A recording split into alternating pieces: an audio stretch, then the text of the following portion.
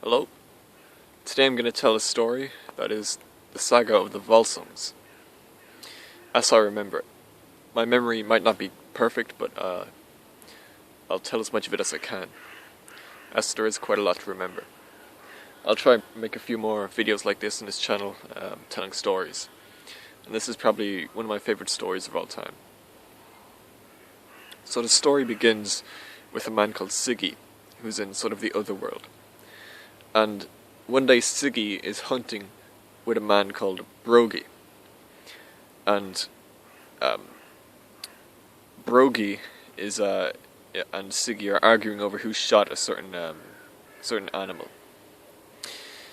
And in the argument, Siggy kills Brogy. And he buries him in a snowdrift, as it was the middle of winter. He returns to his people and they ask where Brogy is gone, and he says he doesn't know. He said he rode off, but he couldn't find him. However, when spring comes and the snow clears, they find his body, and they realize Siggy has murdered him. And so a mob forms, and they go to Siggy to try and lynch him. But as Siggy is escaping these pursuers, the god Odin appears and takes him up on his horse and rides to Midgard, to where human beings live, to the reality, the world, and brings him out of this other world. And here Siggy uses his magical powers to eventually become a great king. And he had a son called Rerir, who succeeded him.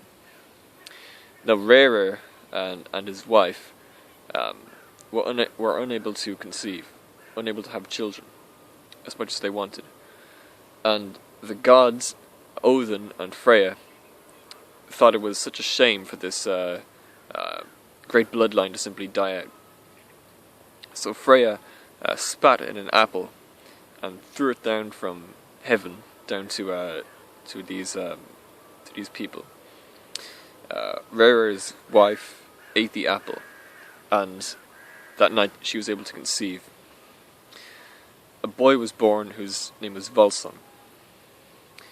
So it's sort of ambiguous as to whether Volsung was sort of descended from the gods or not, but this is the character of who the story is named. Now, Volsung grew up to be a great king. One day after winning a great battle, he was having a feast with his family and some others.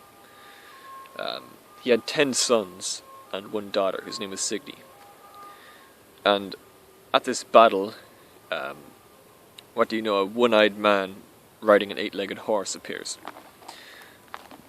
He turns up to the feast and says, "Volsung, when you were young we made a great pact. And he says it's time for me to fulfill my end of the pact so that you can fulfill yours." The Volsung family had this great tree growing through the middle of their house, an oak tree. And it's symbolic of the Volsung family tree.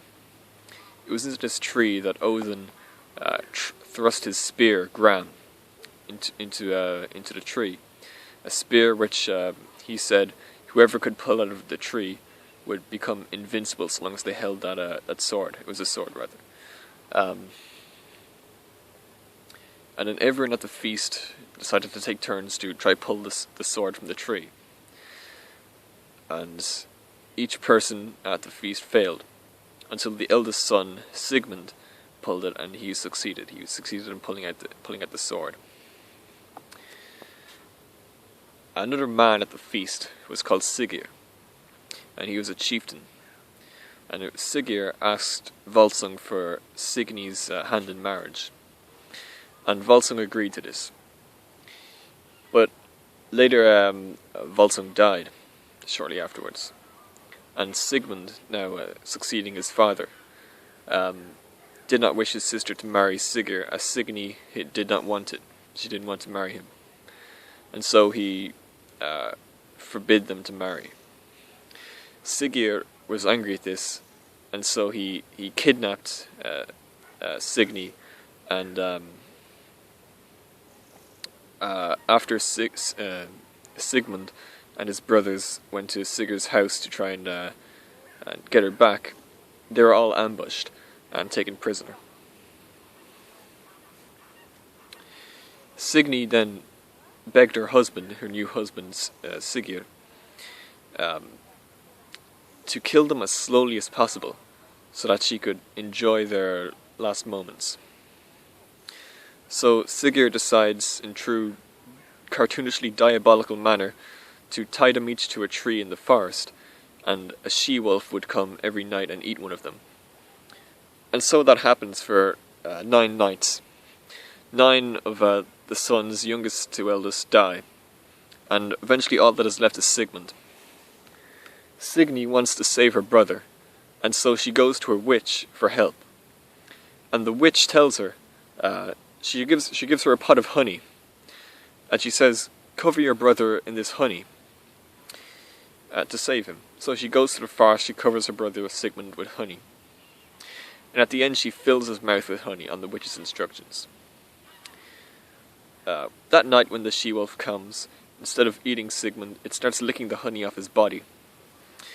And when the wolf is done, Sigmund opens his mouth, and the wolf sticks her tongue into Sigmund's mouth to get the honey there. And that's when Sigmund bites down hard on the wolf's tongue. The wolf, in shock, starts pushing against the tree to break free, but in doing so she uproots the tree itself and Sigmund's bonds break. Sigmund rips the tongue out of the wolf's mouth and strangles it with his bare hands. He then hides in the forest in an underground dwelling there, which he builds for himself. And every now and then Signy, his sister, visits him. Now Signy had 2 sons with Sigurd. And when the first son was about 12 years old, Signy decided to test him to see if he was a real Volsung, and decided to she stitched his clothes into his arm and to see how he'd react. The boy didn't like it, he screamed in pain, and Signy wasn't happy. She sent Signy to her brother, Sigmund, to see if Sigmund could test the boy's courage and see if he could find any sort of courage. So Sigmund gives the boy a bag of flour with a poisonous snake in it. Sigmund was impervious to poison. And he tells the boy to bake some bread. When Sigmund returns, however, the boy says he couldn't bake bread because there was a snake in the flour. So Sigmund and Signy decide that it's best to kill the boy. Sigmund takes him out to the back garden and chops off his head and buries his body. There was another son, a younger one, which Signy had with Sigurd, and the same thing happened to him. He cried in pain when the clothes were stitched into his arm, and then when he went to Sigmund, he refused to bake the bread, saying there's a snake in the flour. So he too was killed. Now Sigmund married a woman called Borghild, and they had 2 sons. One was Hamund and the other was Helgi. Helgi has a number of poems written about him. He's another famous king and hero. However, in the rendition of the story I'm telling, Helgi doesn't play that big a part, but he's also a character from other sort of tales associated with this sort of cycle. Signy was distraught, however, after her 2 sons dying, and she wanted a king to succeed Sigmund, who was a true Volsung. So she went once more to a witch, and the witch advised that the witch transformed into a beautiful young woman, and then she advised that she should swap forms with Signy. So this Signy does, and the witch in Signy's form goes to live with Sigurd for a year, while Signy in the witch's form goes to Sigmund to woo him, to seduce him, and she does that successfully, and she becomes pregnant. 9 months later, she gives birth to a son, who's called Sinfjotli. Neither of the parents know that Sinfjotli is inbred, but it doesn't really seem to come up much in the story. Sinfjotli grows up to be quite courageous, and when his clothes are stitched into his arm, he doesn't cry in pain. His father gives him the snake in the flour to bake bread with, and he simply bakes the snake into the bread, saying there might have been some sort of worm in there, but I didn't really notice it. One day, Sinfjotli and Sigmund decide to get revenge on Sigurd, and so they go to his house to try and kill him. It's here that they're once more captured, and this time Sigurd chooses his own way of trying to kill them. He puts them in a big pit in the ground, and dividing this pit, there's a giant wooden plank, like a wall, and each of the men is tied up to the wall in chains. And the idea was that they would slowly starve to death, listening to each other's moans of agony as they did so, unable to see each other, help each other, comfort each other. However, Signy steals Gram, the sword, off her husband, Sigurd, and throws it into the pit to Sinfjotli. And thus the great escape begins. Sinfjotli cuts his bandages free on the blade, and then he takes the blade in his arms and strikes it through the wall. Sigmund, on the other side, cuts his bonds free, and then he grabs the blade with his hands, and they cut through the wall to make an opening. They come through to the same side as one another.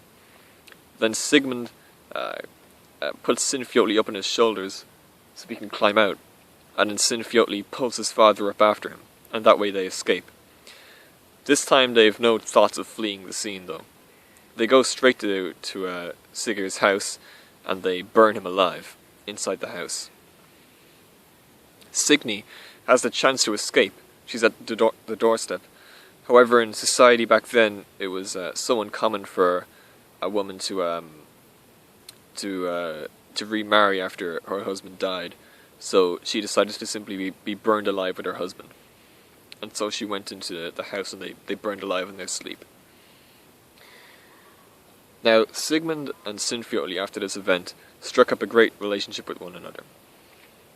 And they went on a series of adventures together where they would rampage the countryside, murdering people. Good father-son adventure. And on one occasion, they see a pair of wolves. They kill the wolves and butcher them and take their skins and put them on their backs. They wear the wolf skins. And once they do this, they turn into wolves and begin marauding around the countryside. They devise a test to see who can kill the most people in the form of a wolf. They would split in different directions and kill as many people as possible. And if either one of them was hurt, they would howl so that the other wolf could hear them and come running. So this they did. Now Sinfjotli, the son, went on his way and came across a band of 12 travellers.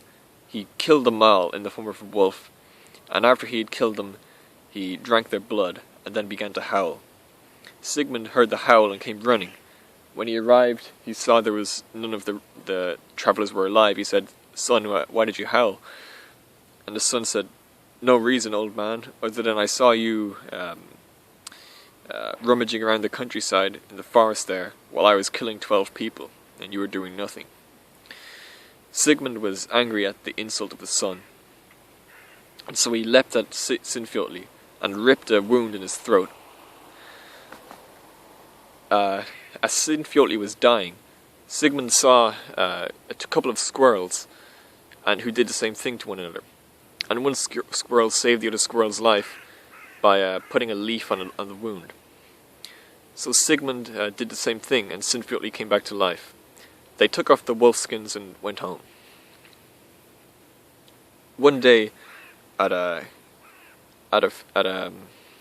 feast, Now Sinfjotli's aunt, who was Sigmund's sister, was annoyed that Sinfjotli killed her brother because of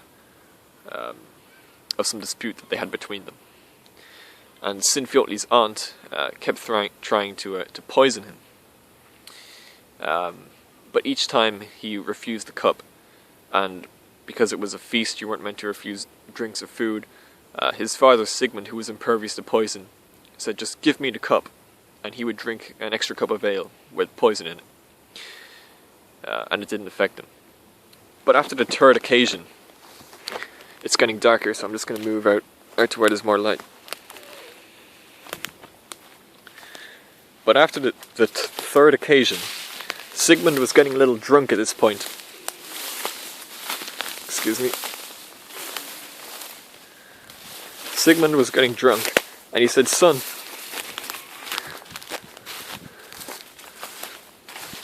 hang on.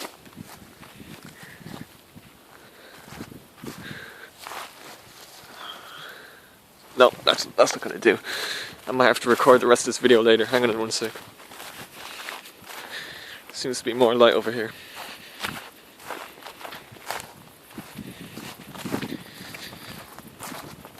Sigmund was getting drunk, and he said, "Son, all you need to do is simply strain the poison out with your mustache." I don't know how one does that, but in his drunken state, that was what he advised his son. So Sinfjotli tried. He drank the poison, trying to strain the poison out with his mustache, and immediately he fell dead on the table. Sigmund was completely distressed over this, his son being dead, and he endeavoured to try and save Sinfjotli's life. He knew of a druid who lived on the other side of the forest, who could do magic to help bring Sinfjotli back. So he took Sinfjotli on his horse and rode through the forest to try and find this magic man. And as he was riding, he came to a river, and at the side of the river there was an old man with one eye. And the one-eyed man, sort of a fisherman, said, I can take Sinfjotli across the river in my boat. However, only 2 of us can fit in the boat, and you'll have to stay on the side of the river." So Sigmund paid the boatman to take his son across the river. Some obvious symbolism here. But while the boat was halfway across, it vanished, and Sinfjotli was gone forever. When Sigmund returned, he was completely upset, depressed over this, his heir dying. And his kingdom fell into disrepair in his depression. And eventually there was an uprising. And a great battle needed to be fought. And during this battle, Sigmund fought very bravely. He, with his invincible sword Gram, he killed many people and no one could harm him. However, during the battle, about halfway through, a one-eyed man on an 8-legged horse threw a spear at Sigmund. And this time he realized who it was, and that the spear was Gungir, the swaying one, the spear that never misses its target. The spear hit Gram, the sword, and it shattered it into many pieces, and Sigmund was knocked off his horse.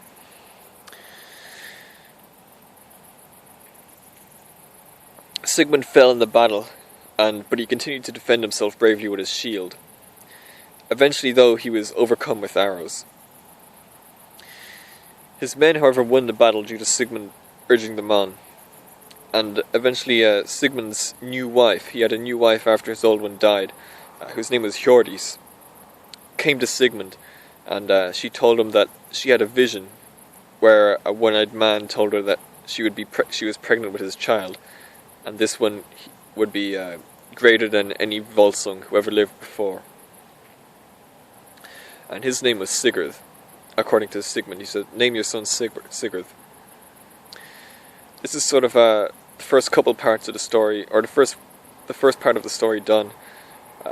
It's getting way too dark here though, so I'm going to record the rest tomorrow.